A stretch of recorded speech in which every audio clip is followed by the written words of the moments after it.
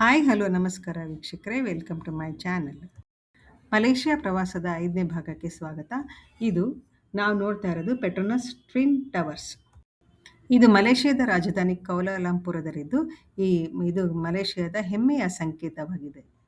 ಈ ಕಟ್ಟಡಗಳು ಸುಮಾರು 452 ಮೀಟರ್ ಎತ್ತರ ಹೊಂದಿದ್ದು ತಲಾ 88 ಮಹಡಿಗಳನ್ನು ಒಳಗೊಂಡಿದೆ.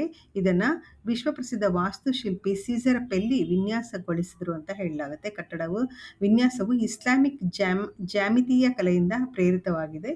ಮಲೇಷ್ಯಾದ ಸಂಸ್ಕೃತಿ ಮತ್ತು ಆಧುನಿಕತೆಯ ಸುಂದರ ಒಂದು ಸಂಯೋಜನೆಯನ್ನ ಇದು ಪ್ರತಿಬಿಂಬಿಸುತ್ತೆ ವೀಕ್ಷಕರೇ.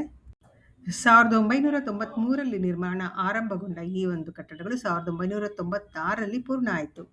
1998ರಿಂದ 2004ರವರೆಗೆ ಇವು ವಿಶ್ವದ ಅತಿ ಎತ್ತರದ ಕಟ್ಟಡಗಳಾಗಿದ್ವು. ಇಂದಿಗೂ ಕೂಡ ಇವು ವಿಶ್ವದ ಅತಿ ಎತ್ತರದ ಜೋಡಿ ಗೋಪುರಗಳು, ಟಾಲೆಸ್ಟ್ ಟ್ವಿನ್ ಟವರ್ಸ್ ಎಂಬ ಹೆಗ್ಗಳಿಕೆಯನ್ನು ಹೊಂದಿದೆ.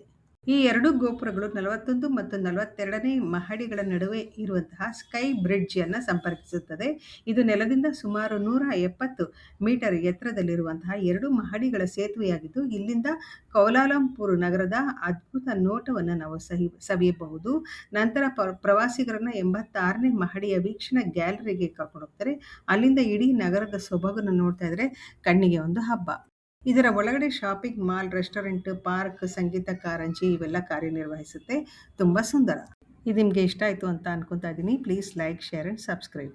ಮತ್ತೆ ಮುಂದಿನ ಒಂದು ಭಾಗದಲ್ಲಿ ಭೇಟಿ ಆಗ್ತೀನಿ. ಅಲ್ಲಿಯವರೆಗೆ ಜೈ ಶ್ರೀರಾಮ್.